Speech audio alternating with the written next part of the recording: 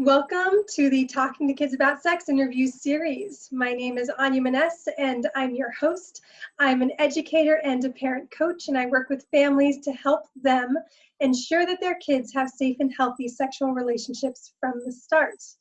And this year, this summit, we are entirely focused on how do we parent to prevent the next generation's Me Too stories? How do we shift from what we have now, right, from whatever rape culture we've got, to a culture of consent? And so I'm so pleased to welcome Rachel Grant, who's been on my interview series before and always been fantastic. And so let me introduce her to anyone who is new to this series and doesn't know her. Rachel is the owner and founder of Rachel Grant Coaching, and she is a sexual abuse recovery coach. She is also the author of Beyond Surviving, the Final Stage in Recovery from Sexual Abuse. Rachel works with survivors of sexual abuse who are sick and tired of feeling broken and unfixable, and she helps them break free from the past and move on with their lives. So welcome, Rachel. I'm so glad you're with us again. Right on, Anya. I'm glad to be here. Thank you for the opportunity to come and connect with you and the community again. Yes, exactly. Well, so the Me Too movement has been so huge, so impactful, so powerful. And this is what you do day in and day out. Yeah. And so how has it impacted you and your work? It's been interesting because I think there have been a lot of different levels in which the Me Too movement has definitely shown up. I think on a very personal level, there was this moment of right on, I'm excited about this, bring it, and like as soon as Alyssa Milano's tweet hit, carrying on Tarana Burke's, hashtag Me Too, I jumped right on that. And on my personal profile, on my professional profiles, on all of my social media, absolutely, hashtag me too. And it was maybe a couple of days later following on from that when I was having some conversation with my girlfriends and then also on social media, I started to see what else was kind of percolating for people, and that this was really bringing up a lot as far as self-identification, and in many ways breaking the silence and naming yourself, coming out, if you will, as a survivor, and that this was bringing up a lot of conflicting emotions for people. And because of the work I do, I am very public about the sexual abuse that I experienced. I've had 11 years to get comfortable in that, right? Um, and it comes up at dinner parties, wherever I am, as soon as someone asks, what do you do for a living? The topic is right there. So I have a level of comfort with it, but was really, it really helped me to be reminded and to see that that's not the case for everyone. And as powerful as this hashtag is, it did also feel confronting for some people to come out and say and identify that way. And I think that speaks to the fact that we're just not there yet with this experience being something that doesn't bring up shame or doesn't cause a lot of trickle down effects, potentially. So that's one way in which the Me Too movement has shown up. I think it's also, though, empowered a lot of people. I've seen a huge increase in the number of people joining my Healing from Sexual Abuse Facebook group and coming in and talking about what's going on for them and their experience. And I've also seen the conversations and the dialogues that are happening among men in this, and where does that fit in? I definitely have people in my circle who are saying, well, what about those of us who experienced incest? That doesn't feel like that's a part of this. So I think there's so much that's powerful and positive, and I think there's, still some work to do. Well, I'm really curious about the men piece. And I guess I just have to chime in that I too get to tell my story, and I got to choose my timing, right? Yeah. It wasn't brought on me from the outside by a hashtag, whereas Yeah. other people may have felt like they needed or had a responsibility to tell their truth and do it in a timely way, right? That now that this is hot, now we all must speak up because our combined voice is having an impact. Yeah. And so, like you, it's not hard for me to chime in on that because I was already there. But I can imagine how hard that must be for somebody who wasn't quite ready to own that identity and to be speaking about it. Definitely. So that's an excellent point. And I'd love to hear more about what you were saying about men because, in my family, there was that family member of mine who, when he was an adolescent, was doing his sexual exploration with me when I was 8. But that was only because he was in such a very different place than Mm, the other adolescents, right? It was because he himself had been abused yeah. by a neighbor that he even, was wondering about Yeah. these other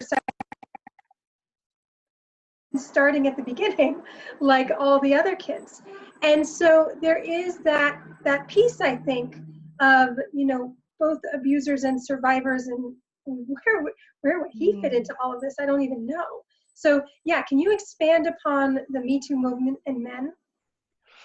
Yeah, absolutely. Thank you for sharing about that and your personal experience with that. And I think you're right. We start to see there are these categories where we have someone who is just male gender identified, and it's their experience of what this movement, how this is impacting them just as a man.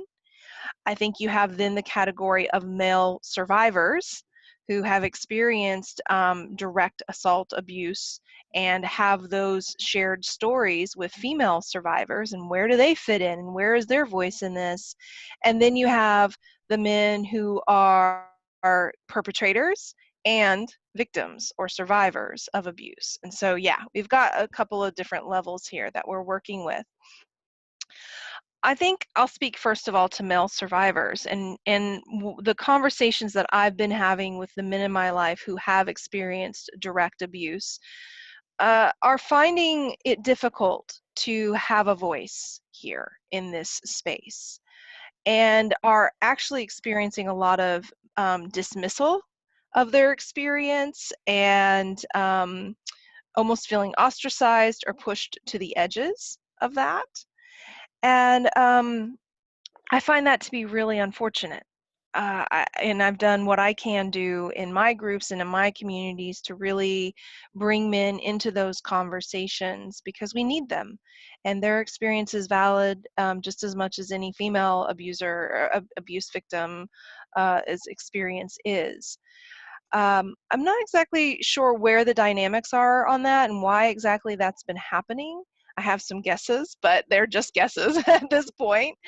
And then I have the men in my life who are just the men in my life, right? Like my partner and colleagues and people who I'm having conversations with about how this movement has caused them to take a step back and evaluate their own choices and their own behaviors. And oh my gosh, what if that moment with that girl had actually been, and was that a thing? Was that a Me Too moment? And all of that kind of fear, anxiety that comes up for them and the questions that they're now asking. But I think these are really good conversations that are being spurred on by the Me Too movement. And then you have the folks who have both experiences where they have been abused themselves and then they have abused others. And it might not be the popular thing to say, but we have to be able to hold dualities. And so a person like that has their experience of trauma that deserves healing and to be addressed, and they have their experience of being a perpetrator, which also deserves healing and needs to be addressed and acknowledged and worked on as well. Yeah, I so feel that.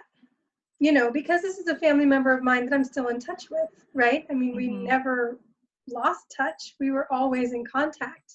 And that's one of the things that really made me work on my boundaries, was because even after my parents split over this, over their conflicting views about how to handle the situation, Mm, I still was exposed to him, right? Because one parent didn't feel like it was all that serious and one parent really did. And they were probably both too far on the extreme, mm, right? yeah, In my opinion. sure. But he's definitely a human who makes mistakes, and a human who has feelings, and a human who has his own need for healing and to be seen. And so gosh, how do we navigate all that? How do we reconcile? Yeah. These are big questions, because I certainly don't want to turn men against women.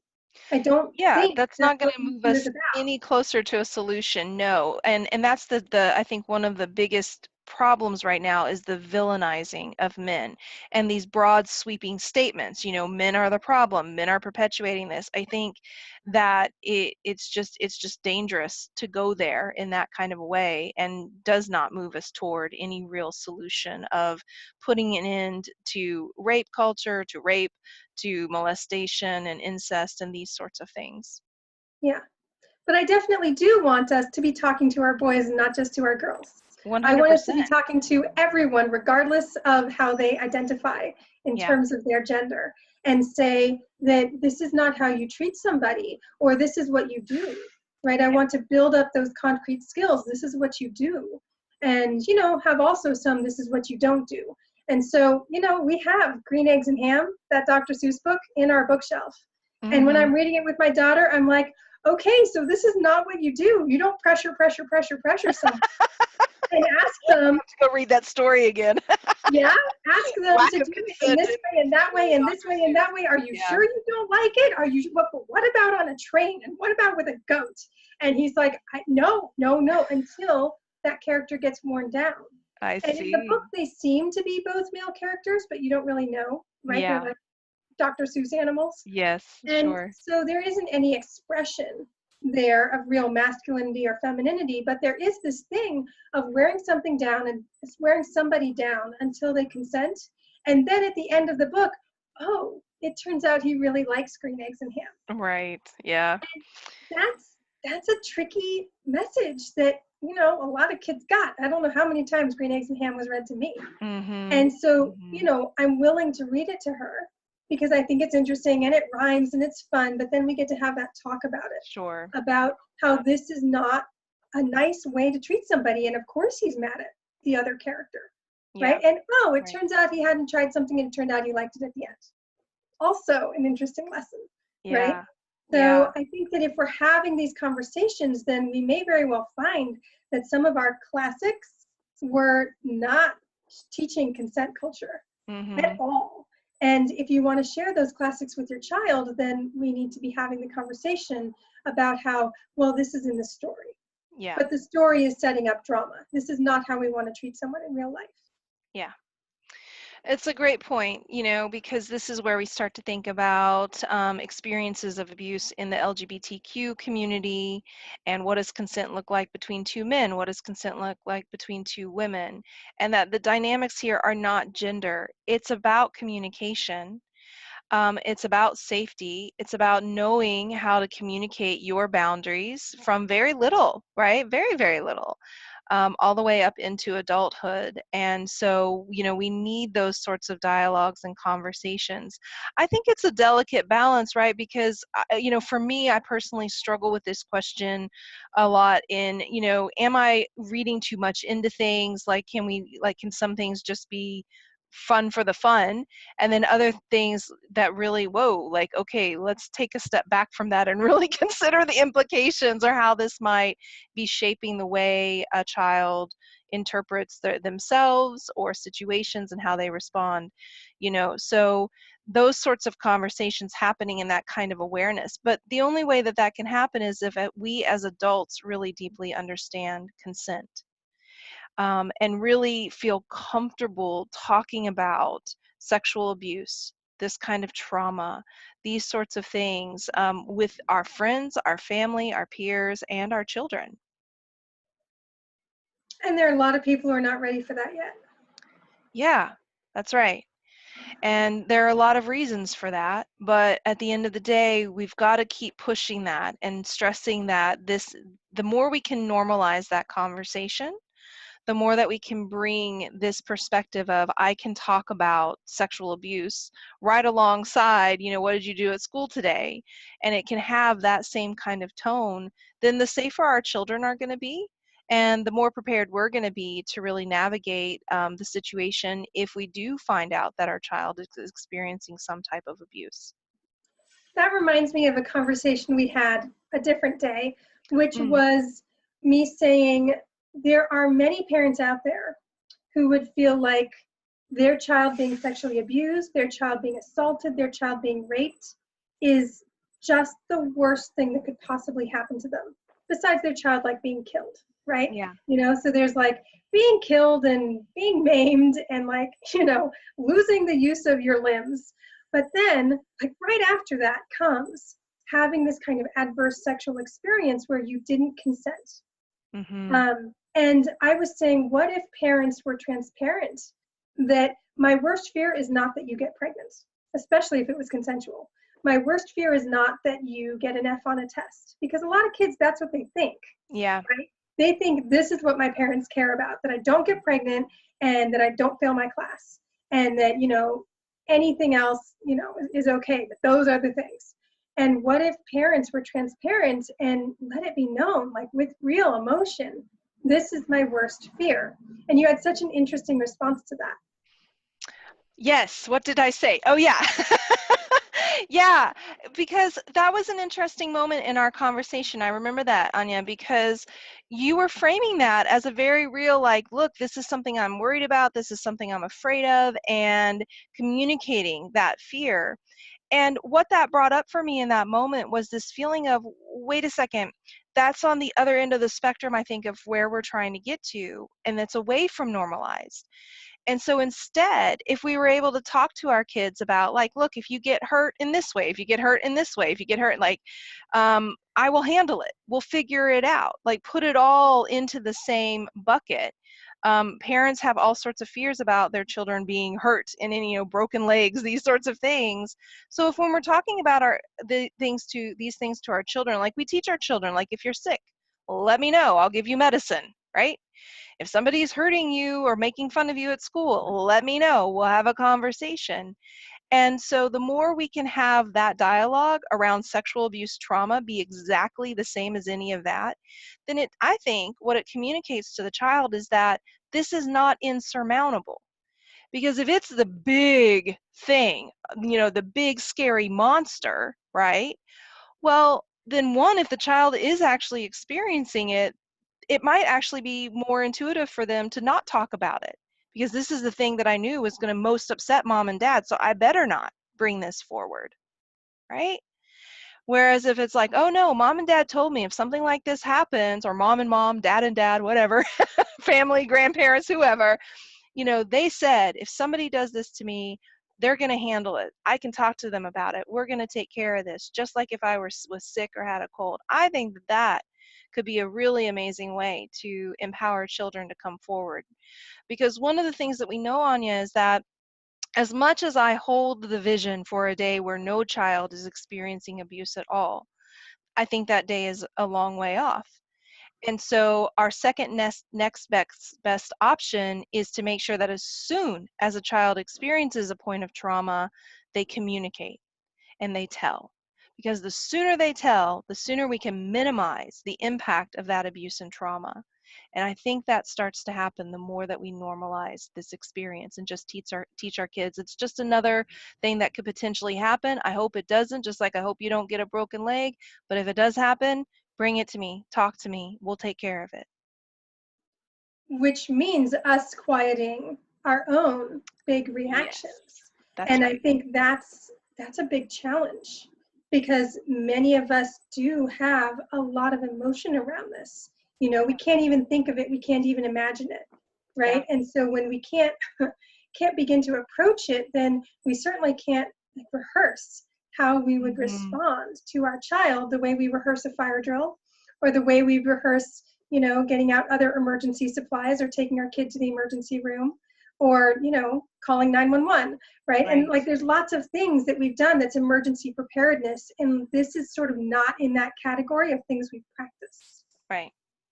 Yeah, I think that, because it is this, oh my gosh, I don't even want to think about the possibility of that happening.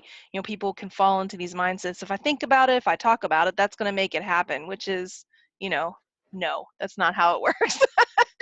Sorry, this is not how it works. The more we have language around something and the more we have dialogue about something, then the more prepared we are to manage it. I think that's a great example you just gave. Like, we prepare for earthquakes. It doesn't make an earthquake happen, right? It's just that if it does come, if it is there, we'll know what to do and we'll be able to respond and avoid the things that can make it worse, right? And so, yeah, it's a high order for parents, but at the end of the day, I'd like to actually even say, no, don't think of it as a high order. Think of it as a part of your job as a parent and a part of your responsibility as a parent to make sure that your little ones are clear.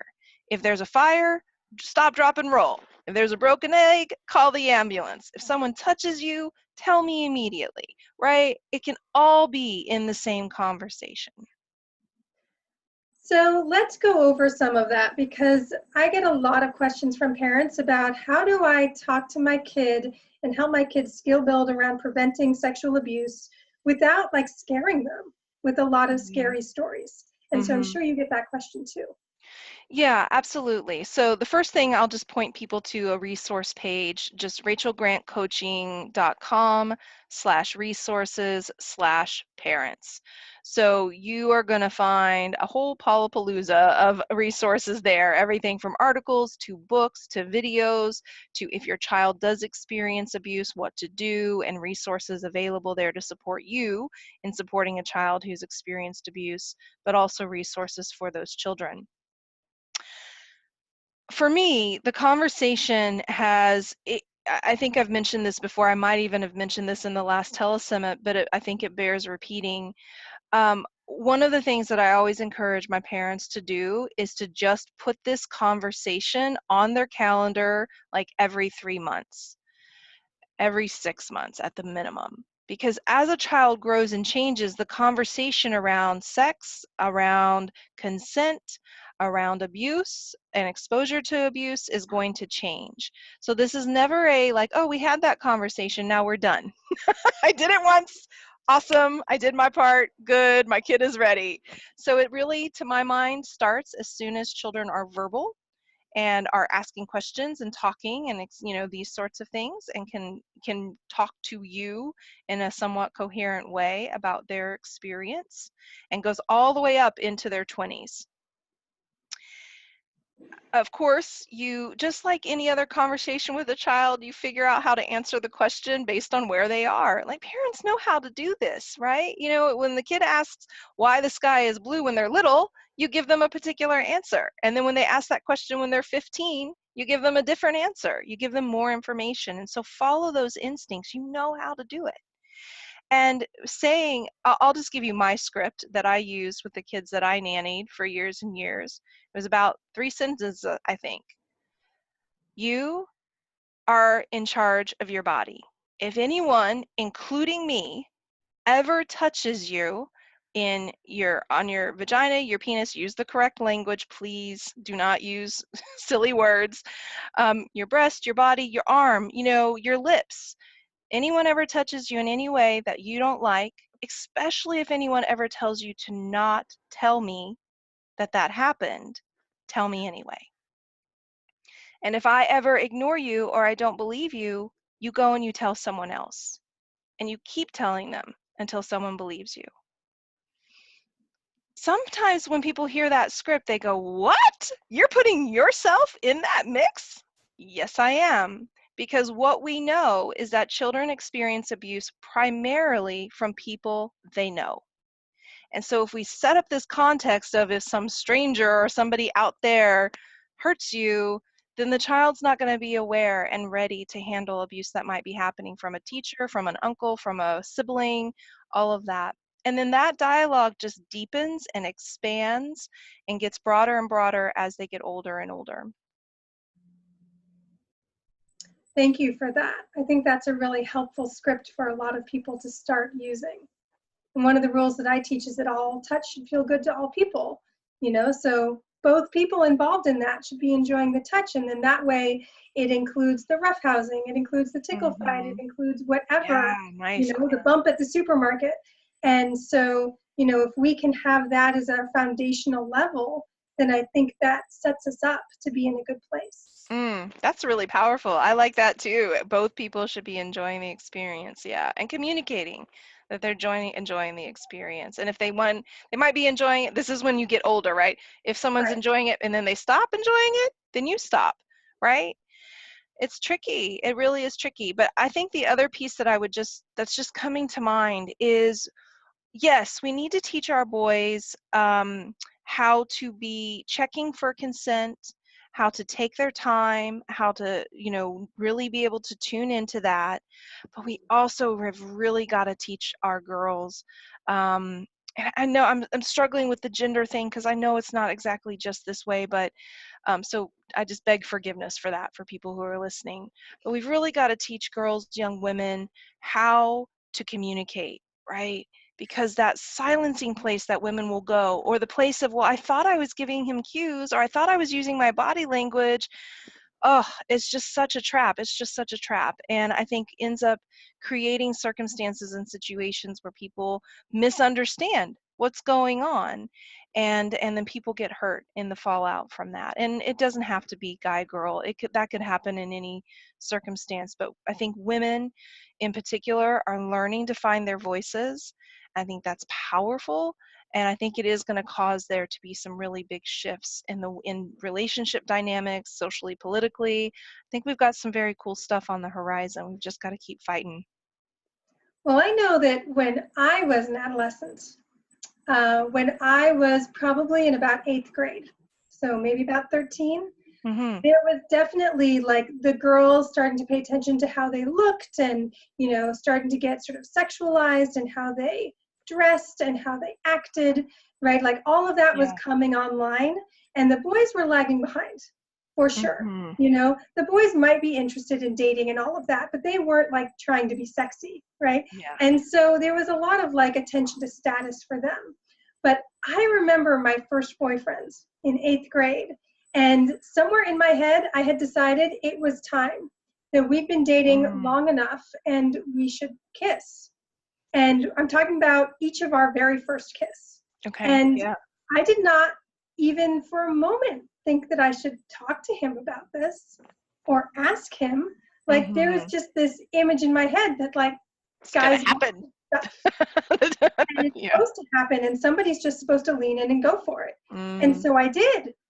And he ducked. Oh And wow.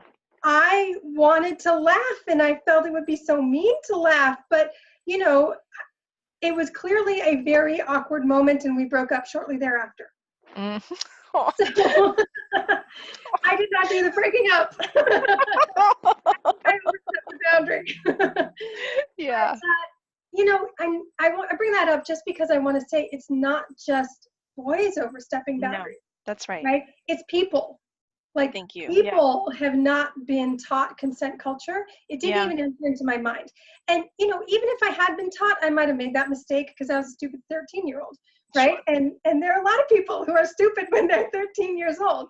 So it's just, a mistake you learn from.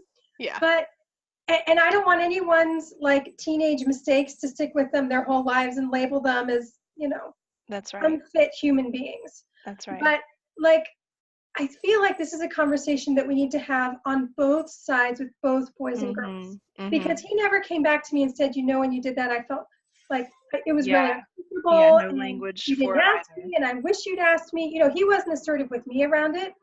We just Mm-hmm. broke up. We never Yeah. talked about it. Yeah. And I certainly wasn't aware of his boundaries and asking for consent before I made a move. Yeah. And so on both sides, right, we need to be talking about, can you just make a move on somebody? Do you need to talk about it? Yeah. For Such a all great point, genders. Anya. That's really powerful when you start to think about it in those kinds of contexts. I can certainly relate to that story, and I can think of many moments in my own life and journey where I go, ooh, I really overstepped there. I made an assumption there, and I thought the person was going to be okay, and then she wasn't. Like I'm thinking of a lover that I had, back in the day. And similarly, we're so educated and coached by movies and books and TV of how things are going to go. You don't see, you're starting to here and there little consent conversations happening in these conversations that we see in TV personalities, for example. But I think we all probably have a moment like that. If we get really real about it, we've all done something where we thought it was going to be all right, and then we find from the person that really not what I wanted, didn't feel good. And it reminds me a little bit of one of my mentors. He says something that I think is a little edgy, but it really gets me thinking of how we, all of us, are somebody's perpetrator. Right? Like, that's so hard to hear, isn't it? It's like, what? No, no, not me. All of us are somebody's perpetrator. And I think we all have made those kinds of mistakes because what you were saying there, being educated and being taught how to have healthy relationships, how to communicate, how to check for consent, that is only just now really becoming a thing, right? And it's really not very well integrated into our social structures yet. Maybe some parents are doing it, some parents aren't. Some, programs in school, when they're talking about, where the egg comes from, the sex education, some of those programs are talking about consent. The majority of them are not. They're sticking to the biology of sex, not the relational aspect of sex. And so we find people blumbling around and making these sorts of errors. That isn't to excuse anybody's choices or anybody's behavior. I have to take responsibility for the things that I've done that have caused people to feel uncomfortable or to feel hurt or even to feel abused. And at the same time, we recognize that without education and without knowing, we're going to keep making those kinds of errors, and we're going to keep perpetuating, and we're going to keep harming people in our lives and being harmed. I don't know exactly where I'm going with that, Anya, but it just really sparked that Well, thought in me. I think you're absolutely right. I think that we're all swimming in the culture that we've been in. And there's Yeah. a certain amount of buck up. This happened to me too, Mm-hmm. right? Not me too in that I context, get it. but yeah, Yeah. somebody once tried to kiss me and I didn't like it, Yeah. right? And so if I tried to kiss you and you didn't like it, deal. Sort of we've all Mm. been not abused, but we've all experienced lack of consent. Yeah. And we need to bounce back from that. So I think there's that attitude out there that, we're all creating a lot of hubbub over, something that's just very Mm. normal. And Mm. on the other side, I think there's, well, we could do better. We don't Exactly. have to all have that experience. Yeah. Instead, we could really be teaching the next generation differently and Exactly right. sensitizing them to it. And doing these exercises, the ones that have been proposed on different interviews, and having these conversations with our kids so that we don't have that be our norm, Yeah, so that that's we exactly can right. have a real different society on the other side. Yeah, I'm totally down for that. I think that's right because when we begin to recognize the behaviors that we have that fall in this world of, ooh, I did not ask for consent there. Oh, I didn't really check with that person. Um, what I think that does is it starts to humanize the experience. And again, I'm really on some edges of conversations here. So it starts to humanize the experience of perpetrators. Now, there are people who are actively making decisions to rape, to harm, to abuse, to assault, and they are in full conscious and full awareness of what they are doing, and they know they are causing harm. That is different from what I am talking about here. People who, without education, particularly teens, particularly young people, stumble along and do some stupid shit. I agree with you. Did lots of stupid shit. And we can minimize that by education, right? And then we can minimize the impact of the people who are actively choosing to be abusive and harmful by preparing our children for how to respond to those sorts of situations and those sorts of circumstances. That makes a ton of sense. Yes. Um, I think that you've experienced some moments of educating some people Oh, when they thought they were doing something okay, and then, no, you weren't, not but so you really were. much. And so Yeah. I'm wondering if you'd share a story with us about that. Absolutely. I love stories. So I'll tell you all a little bit about a moment that I had a couple of months ago. I was sitting at my local cafe where I love to go at the end of the day and have some coffee, read my book. And sitting just right next to me were two young women. They were about in their 20s and they were gabbing like 20 somethings do, right? And excited and lots of energy and vitality. And they're working on their schoolwork, sort of, but they're mostly like talking with each other and hanging out. And this guy, comes around and strikes up a conversation. And he's clearly hitting on them. He's clearly trying to like find a way in and see if he can, make a connection there. And he's stumbling through it, right? It's not easy. And, mad kudos to any guy who walks up and tries to start a conversation out of the blue, or woman who does it. It's not an easy thing to do. It's vulnerable, it's scary, you don't know what the response is going to be. So he was standing and they were sitting and they were chatting here a little bit, and he was asking questions about them and what they're working on, and they had a little bit of back and forth going. And then one of the girls said something that he identified with. I can't remember what it was, but he was like, "Oh yeah, that's me too." And he leans in all of a sudden to give her a hug.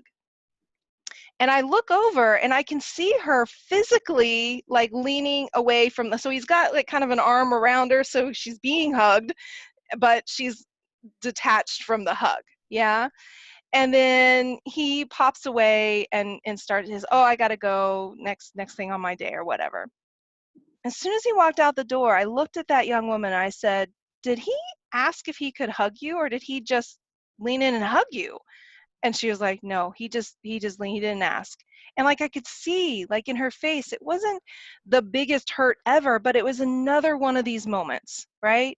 Add it to the bucket of times where I feel like my space has been invaded, myself has been invaded, something's happened to me outside of my choice, and feeling disempowered. She's young, she doesn't know what to do, and so she just kind of takes it, quite honestly. Doesn't want to cause a scene. Yeah. Yeah. So, before I knew it, Anya, I just had jumped out of my seat. The benefits of being in your 40s, and I guess being kind of like, a redhead who's just like, it just drives things sometimes. Blame it on the red hair. But I chased this guy down. He'd actually said his name to them. So here I am yelling down the street this guy's name. He turns around, like not knowing me from anybody else, like, why is this woman calling my name? Why does she know my name?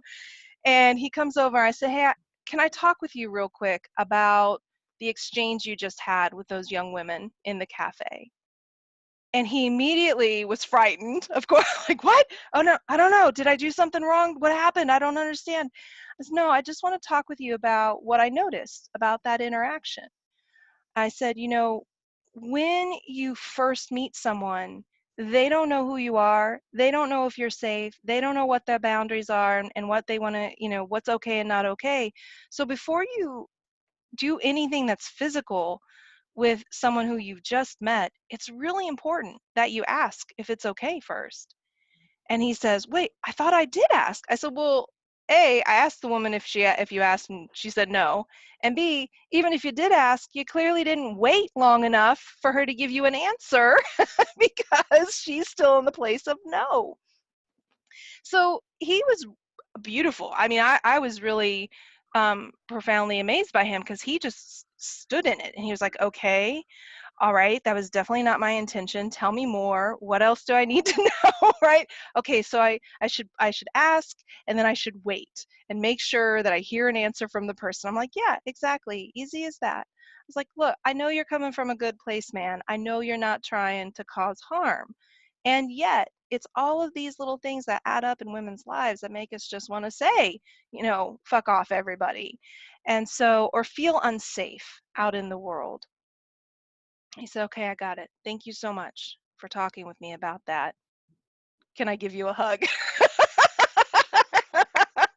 And so I let a minute or two pass, and not a minute, but yes, sure, gave him a hug. Made him wait. I love Made it. him wait. Yeah. And so, that for me was a real confirmation. Now, this guy could have been a completely different guy. He could have told me to go fuck off. He could have been like, "You don't know what you're talking about." He could have been totally in a place of defense about it. I didn't do anything wrong. It happened that this guy was open and willing to hear and willing to listen. And I think, that inspires me. But even if he hadn't been, I still would have been glad that I stepped in there, because the amazing thing that happened is when I came back into the cafe, those two girls were like, "Wow, I didn't know we could do that. Thank you. What? I didn't know I had that." And so giving them like a little insight into how they can use their voice in the future. And then there was a guy sitting diagonal from us who said, wow, that was really cool. I learned a lot from that. It wasn't really even in the scene, but he was witnessing, and so he learned something too. And now all of these people are going to go talk about that moment, right? Oh, that cafe, guess what happened today? And then they tell that story, and then they tell the next person, and that person tells that person. And this is one of the easiest ways and quickest ways we can disseminate information about consent, is by having these little conversations that then trickle out into our communities. Well, I love how you want to talk to him about the interaction without saying like you're a bad guy, right? Yeah, Because y'all totally could have sat in your chairs and ragged on him that's right. Yes, that's right. And in doing instead that, of teaching him.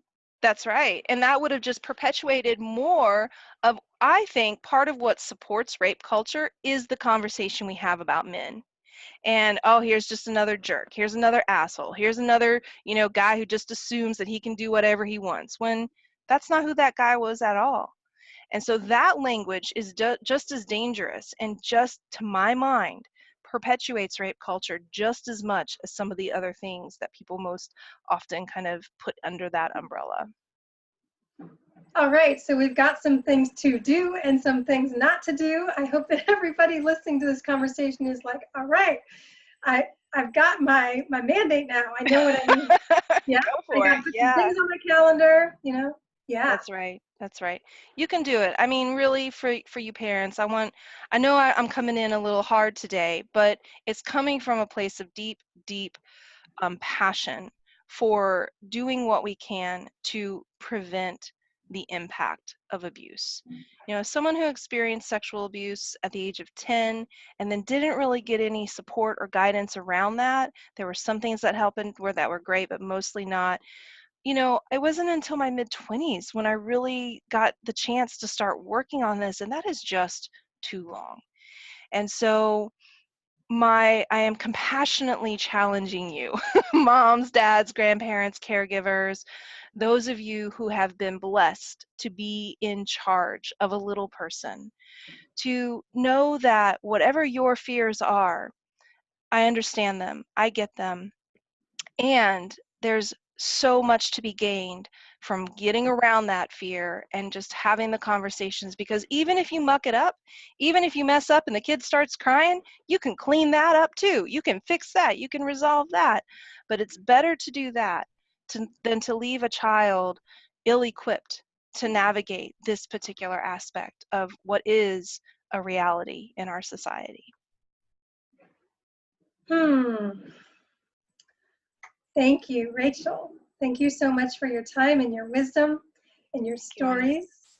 And I think you had an offer for everyone who was tuning into this interview. Absolutely. So, for those of you who are listening who are adults who have experienced childhood sexual abuse, one of the things that I'd like to share with you is my 3 stages of recovery from abuse checklist.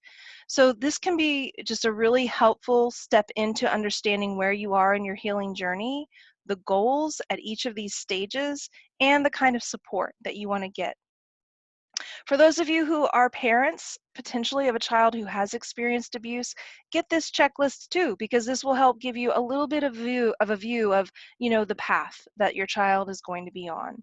And I put it in a very nice linear way just because that's the way our brains think, right? It's not exactly linear, but it does give you a sense of things to watch out for and look for, and key points of transition in healing. And beyond that, if I can be of any support to you as a parent or as a survivor of trauma, please feel free to reach out. You can get me at my website, rachelgrantcoaching.com, and I think the link for the checklist will be in the notes or on the website. Yeah, below. Right down Okay, underneath. fantastic. Perfect. Oh, thank you so much, Rachel, and thank you to everyone who listened to this interview, because talking about this stuff isn't easy, and I'm sure listening to it isn't easy either. So I really want to salute you for A, taking the time out of your day to participate in this whole event, and B, for taking a deep dive into this topic with us today, because sexual abuse is definitely a triggering one. So thank you so much for hanging with us and for considering these suggestions that we're making about how we can do better for our kids. And we'll be in your inbox again tomorrow. So thank you so much for listening. Bye, everyone.